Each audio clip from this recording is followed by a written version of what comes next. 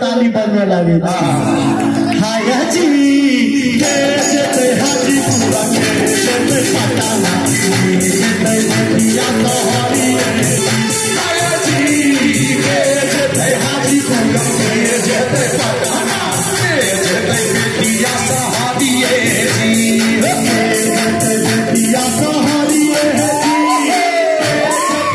दिया सहादी जी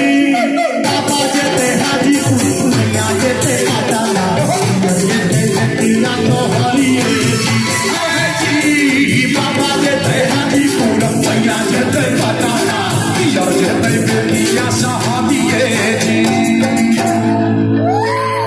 बार भक्ति सिर पूजली है शिलाना ससिलपति पूजली है शिलाना ससिलपति पूजली है शिलाना ससिलपति पूजली है जाते जगत गुरु जल्दी पूजली है रे बसैन हम पाप पूजली है रे बसैन हम पाप न पूजली है रे बसैन हम पाप न पूजली है अतयो ने बलमाना मातिया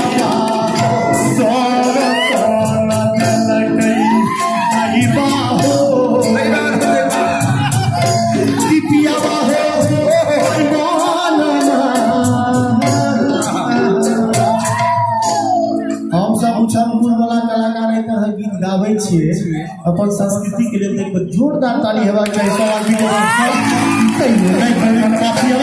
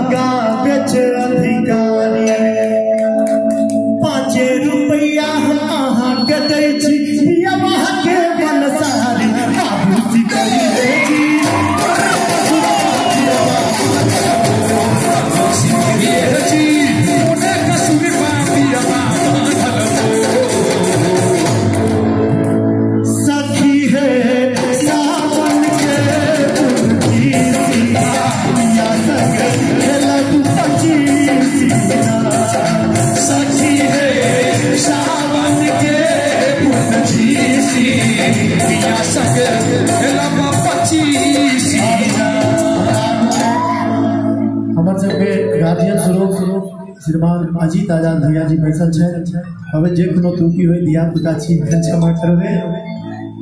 सखी है सावन के तुझी सी दिया संग हेला तू पची सीना सखी है सावन के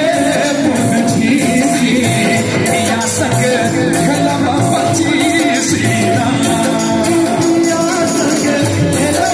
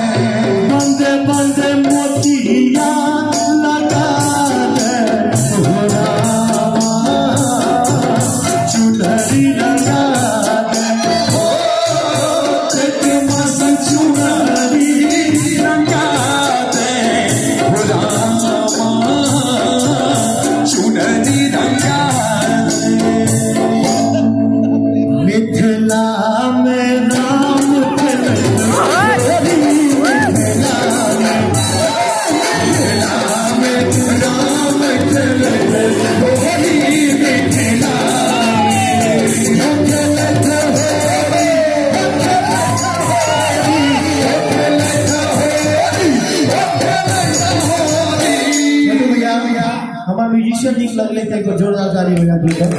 अगर गांव के हाथ वाला ठोका बजा दियो तो कीर्तन वाला मिथिला में राम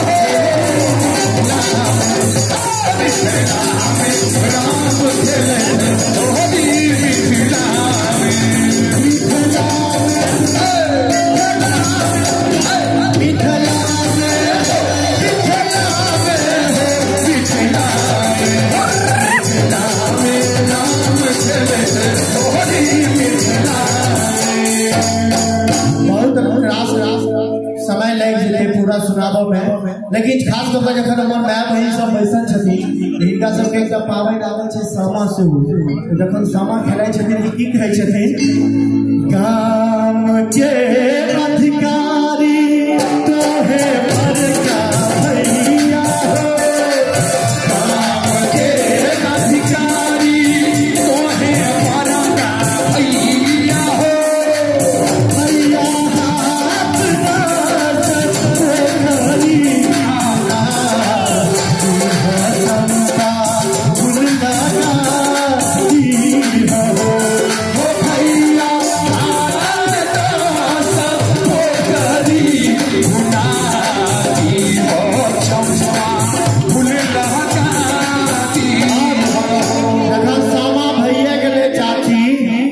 चुगला किया चुगला शांत करबे तो चुगला के की कहै छथिन जखन सामा के